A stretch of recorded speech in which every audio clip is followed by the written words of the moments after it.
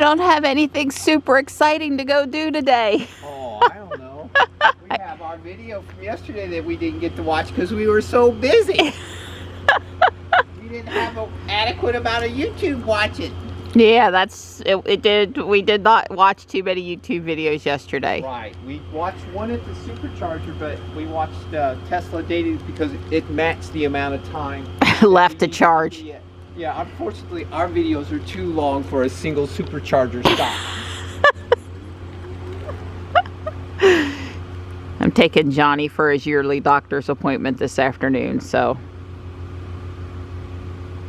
that's about all that's really on the schedule today. We'll see what other trouble we can get into. It's just windy enough out here to be cold. Yes, I noticed that. Yeah, it's instead of 5 mph, it's like 10 mph. It's just enough to be a serious chill. I'm freezing. Got my coffee though, and I got my cat. Hey, Gray.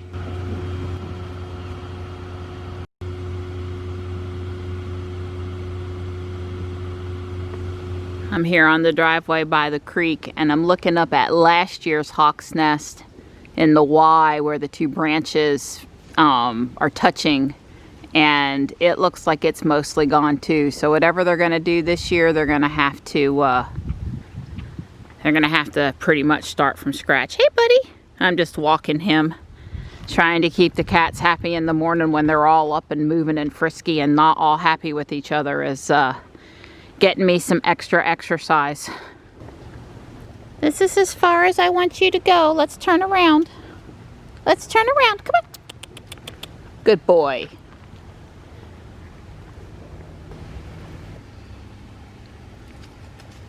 I would say this creek area here in the front yard is getting washed out more and more, which is not a problem. Don't know where he's going, but he sure is a frisky boy in the morning. He's fun to watch. I like it that he walks with me. I would never do that walk by myself unless there was a cat with me or a really great photo op.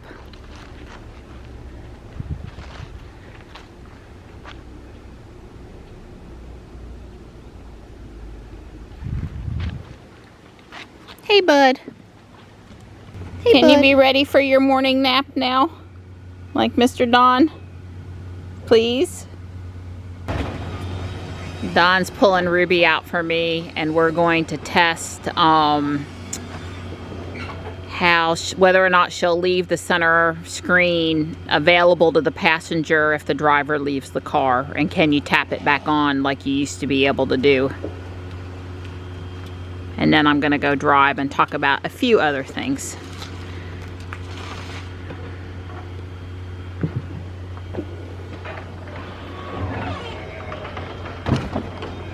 Thank you, Donnie. That's so much better when you can just hit the center console button and the door pops. Yeah, this won't be an exact test because we're not supercharging. Right. But it will be a pretty close test. So let me just bring up solitaire because I want to talk about that today anyway. And thank you.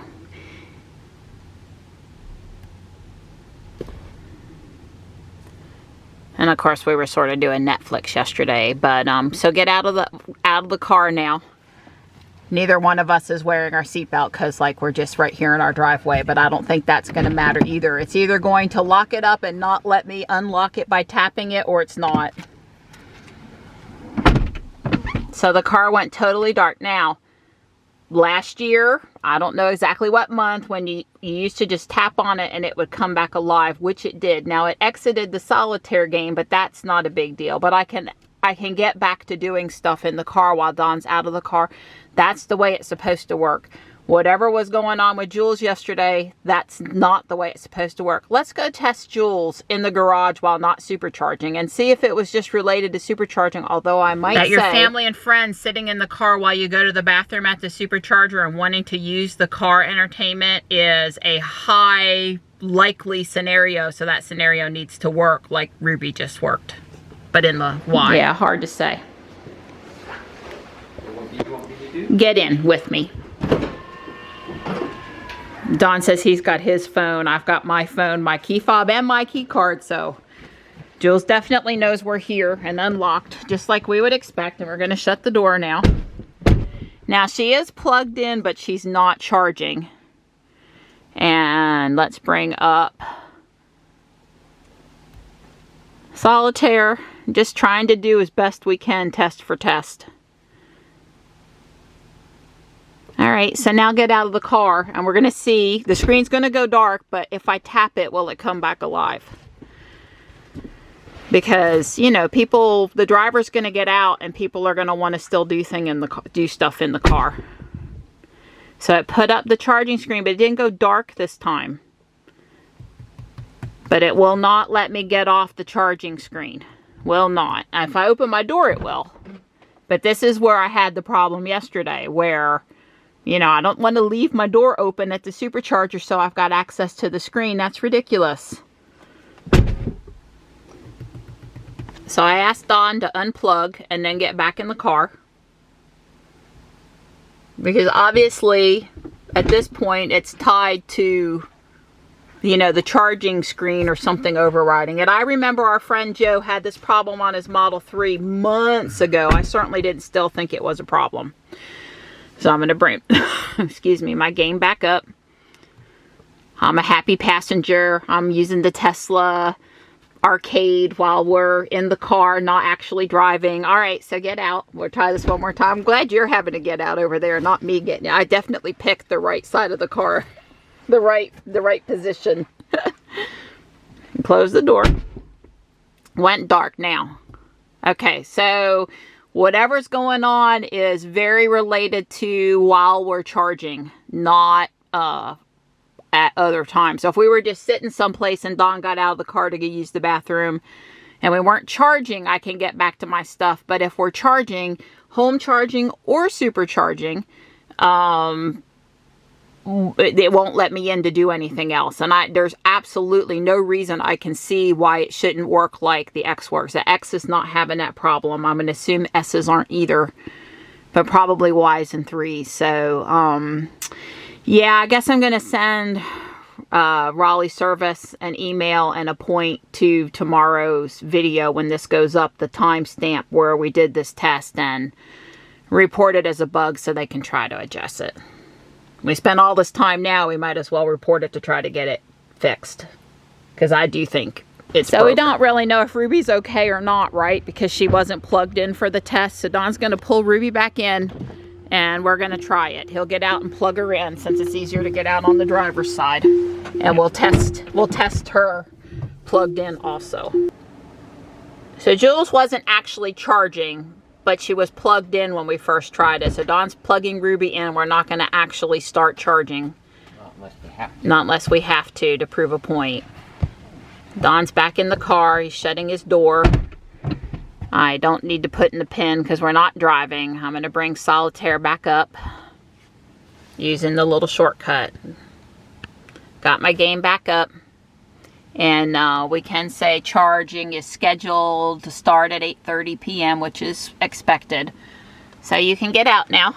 He's being so helpful. I'm making him do all of the up and down part. Alright, so this screen didn't go dark, and that's, at least not yet, that is expected. But this screen did. If I tap it, can I get back to my screen? And I can. Can I bring up my game? I can. So again, it appears to be just a Y and probably 3 thing versus an X and S thing. What do you want to say? We should probably kick off charging. Just to be, Yeah, just to really do right now. It's not off peak right now. Okay, I'm trying to hit the little button, start charging. Yes, I really mean it. Thank you for asking me though if I was confused. I'm gonna Dawn's closed the door. There's the game. You can actually see that the car has started charging over here. And my game's up, so you can get out and we can test it one more time. Okay. I suspect I'm still going to have access to my game. It's a little bit of a disconnect between, you know, the Y only having the one screen maybe. So she's charging. Screen has gone black. I'm going to tap the screen, and the screen came up no problem. And again, this is how it should work. This is how it worked a year, 2 years ago. The passenger has always been able, like if you leave the car in the summertime in the X, the AC will cut off, but when you tap the screen, it ought to know there's still a passenger in the car because it knows I'm in the seat, and I had not to have to even tap it.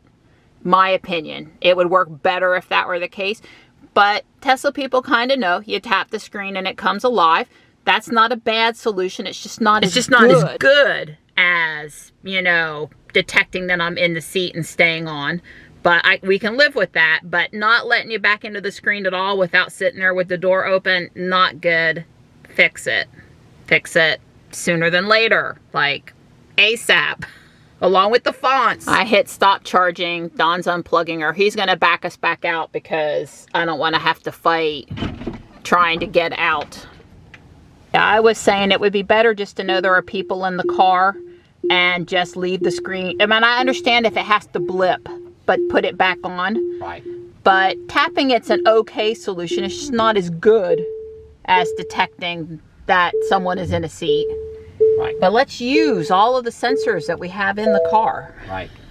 To do the best experience for the driver, customer, That's right. passengers, Tesla owner, Tesla That's user. right. Yes. All of the above. Well, you know, as techie people, we put up with some stuff.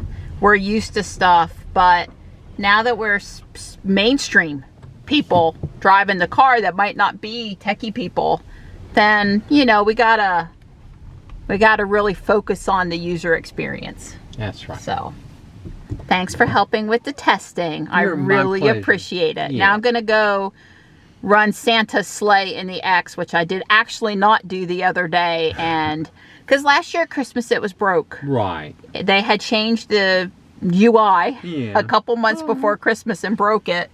And this year it's back. So that's great. And, Yep. you know, I appreciate that's good. Goodness, we really like it. Yeah. But I didn't actually show it in Ruby the other day, so I'm going to do that. Okie dokie. And it was brought to my attention that I don't have to drag all of the cards. So if I just tap on the 8, it ought to move to the red 9. Tap on the ace, it ought to go up there. Tap on the 7, it moved over to the 8, 4 to the 5, 3 to the 4. You get the gist.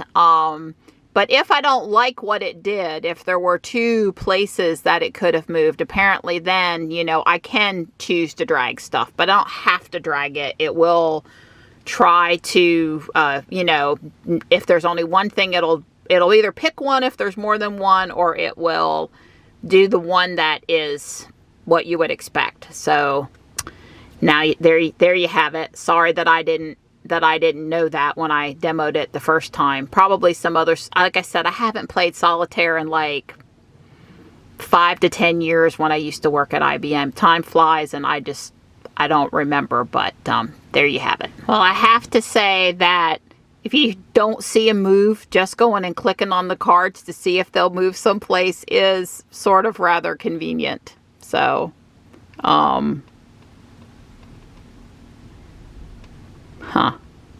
So we'll swap back and forth there. Interesting.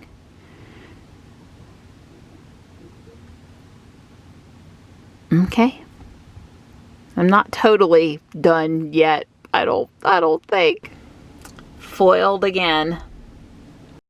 It looks like it's gonna rain any minute, but not really. I mean, it spit out there a drop or two, fine stuff, but it's not going to start pouring here, or I'm not going to need an umbrella.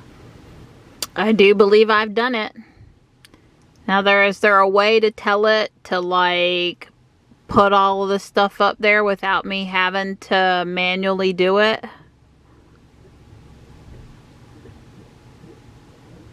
If there is, I don't know what's the trick. I'm just kind of tapping now because I just know that's what can be done. I don't really care. Surely there's a way to just tell it, or it should just know. Yay! 132 moves, no, 52 moves, yeah. 6 minutes and 19 seconds. But I did it! Yay, I did it! Alright, I want to go to the toy box and I want to pick Santa and Jingle All the Way. Now you can do ho ho ho with the voice command, so you don't have to be touching the screen while you're driving, but yep. Alright, there's Santa and his sleigh back leading, whoops, I didn't quite hit that down far enough, back leading the chase. And there is a reindeer out here, and that is the Subaru in front of me. So let's go down. Turn signals? Yep. Turn signal? Yep. Yep. Both ways seems to be working.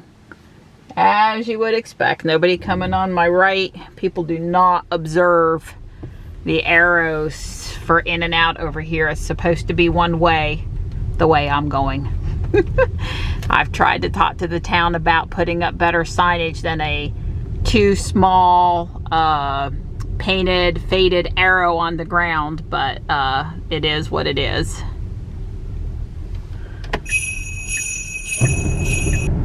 And it did play the Run Run Rudolph song just like you would expect. Now the thing that was cute, really cool in Jules is that the sleigh actually looked like Santa was in a Tesla sled, and I do not see that. The sleigh is different here, but in the sideways view it looked to me like they used the same older picture, and I got out of the car and got back in so it would change the picture back to the sideways view. And again, it's a really cool Santa in a sled. It's just not the same picture you see in the 3 and the Y where this was added later. Yeah, that picture. It was pointed out to me that the recirculate air button has moved. Since I wasn't using that button a lot, I can't confirm, but I believe the report. Johnny and I are back from his doctor's appointment, and it's really only 5:30, but it's dark. It has rained just a little bit while we were at the doctor's office. Ruby's sitting at 129 miles, and she's plugged in and ready to start charging at 8 o'clock.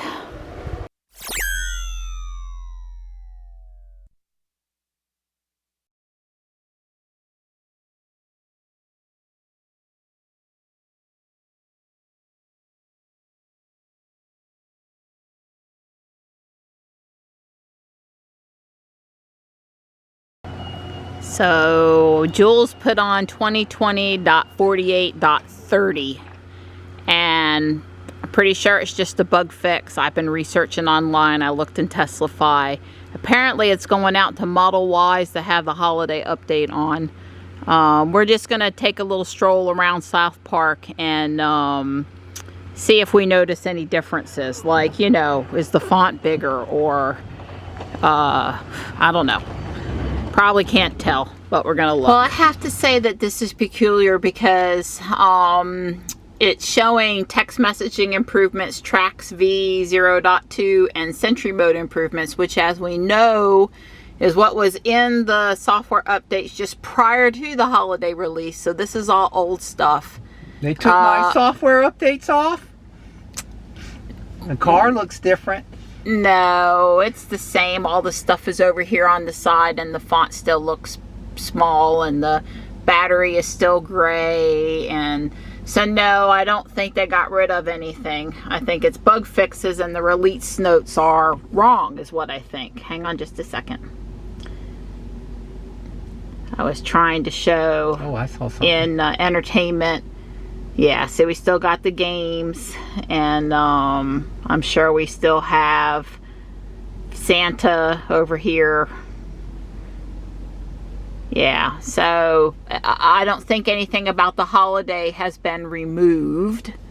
We're probably, like I said, we're probably not going to notice anything. What's that? These doors. Yeah, well, it's just showing you this is the left side, and this is not really a door, but it's showing you that's the left side view and that's the right side view. And I saw that on Ruby when I was backing up today, so that's not you. You just noticed it. Okay. He gave me the look like, are you sure? I'm like, I'm sure, Donnie. My girl says I don't know what I didn't see it. I didn't see it. I know she tells me what I need to see and don't see. Don and I aren't noticing any difference. There's nothing glaringly standing out to us. Like I said, the fonts are still small. All the function that was there is still there. We didn't notice any bugs with any of the important car functions when we drove to Rocky Mount. Right. So, we're just not sure. Not sure. So, did you notice any differences at all? Not a thing. I couldn't tell you. It drove the same. From what I remember of the changes, I don't see anything that's changed back or changed any other way. Or added improvement or yeah. I don't see. Yeah. Yeah, no, she behaved fine. She stopped good. You know, we did a little bit of traffic aware, autopilot, all that worked just like you would think. Yeah, Don tipped me. We were out at least 15 or 20 minutes. Yeah. I played Pokemon. He drove around. We chatted about stuff that we hadn't had a chance to chat about today. Yep. And yeah, so little short drive date. We'll call it a drive date. Yep. Now, Kyle yesterday said that the Taycan, at least the 2021 Taycan, would be able to handle over-the-air updates. And I believe that, and I'm sure that that's true. But with any of these other cars that are saying they're handling over-the-air updates, we really haven't seen it like we've seen it with Tesla. I mean, like Tesla, we might not like what's in the update. We might, but the update, I mean, think about how many cars, how quick, how smooth. Yeah. I want to finesse. I know I sort of beat up poor Tesla the last couple days, and I don't want to gloss over things that are wrong or beat them up. I mean, I just sort of want to tell it how it is, how we see it when we get in the car. But really, they got their act together on the ability to roll these things out. They just need to finesse a little bit more attention to detail maybe. But the whole mechanism, I mean, think about it for a minute, where we are with how many cars in the fleet, the size of these updates, how fast they go. Once it's down to under 25 minutes for most of these updates. They used to take like an hour and a half sometimes. I'm not saying that some might not be larger than others, but I think they've really brought down the amount of time you can't use your car to put on the update. Is really pretty impressive. And I'm sure these other car manufacturers are going to get there. Porsche might be close, I don't know. But there's a little bit of a learning curve there in making the car have the ability to handle all these kinds of updates, putting them on in a timely fashion, putting them on to a mass number of cars. I mean, think about that underlying infrastructure that's got to be there. So Tesla's doing a lot of stuff right and really has led the way in many areas, one of which is over-the-air software updates. Do you think Porsche would be trying to have an over-the-air software update if Tesla hadn't done that first? Yeah, I would wasn't able to do that with their cars? I certainly think that Tesla is the standard bearer, showed the world just how much was really possible. Of course, you know, the cell phones also have a lot of that. But I think, you know, first of all, this latest update, the UI changes, I'm okay with it. I mean, yeah, the fonts need to be bigger, but guess what? I had complained about the size of the fonts before. That's so right. They got smaller, so now I'm just complaining more. Someday. But what I really wanted to say is, I really I'm very optimistic that once Tesla gets feature complete on full self-driving, that a lot of they're going to have some time to go back and do the things they know they need to do. You know, those kids, those programmers, they know what they really want to do, but they just, you know, like, you know, Uncle Elon just won't let them do that until they finish their peas and carrots. You know, you can't have dessert until you get peas and carrots. Every now and then we'll run up to Dairy Queen and we'll have a blizzard. But you know, other than that, you have to eat your vegetables, and that's what he's making them do right now. Yeah. Well, you know, when we worked for IBM, our product, we had more customer new function requests than we could ever hope to do. And we had a development team of over 30 individuals, and then plus the ID, test, support, all of that. So we had a fairly large team. We could never hope to do all of the new fun. We believed in some of them. Like Don and I fought with development and management for our customers to try to get them in. We even volunteered to do some sometimes, so we could ship more stuff to our customers because we really cared. And you know, it's just only so much that you can do, test, dock, get through the process, and in the meantime you got to fix those pesky bugs. And if you got too many bugs, it takes away from your time to do new functions, so you don't want to have that. And then, you know, people come and go, so you got to kind of train. We were doing really amazing things with people that have been working on the product for 20 years. I mean, literally, we had developers have been coding on this product for 20 years. And you couldn't just bring in somebody off the street. And even if Tesla's using newer software and the college kids know a little more about it, they still got to come in and learn about how Tesla, does things. It's not, you don't neural network stuff. Yeah, you don't pull bodies off the street and then like the next day they're shipping stuff. So while we sort of made a couple comments about the holiday release, and we did mean them, I'm not taking them back. On the other hand, we get how hard it is to do software. And when I think about the serviceability of all the cars in the fleet and all the levels of hardware on them and software and when they were shipped, like even down to which cars have the speaker and which cars don't. And some programmer had to take that into account. And then the packaging build for the software release had to know if you get that or see that on your screen. I mean, that software levels just in and of itself, not even accounting for coding it, is a nightmare that we used to have to also deal with on the service team. So I do get the other side of it and the complexities. And so I'm going to take a breath back for a minute. And like I said, just say, look at where they've come with these software updates and leave it on a positive note for the end of the day today. That's right. Very impressive. Yeah, I'm sure whatever they pushed out today, it did something we needed, and the fact that we can't tell, didn't know it's already fixed, good enough. Good enough for me. Yep.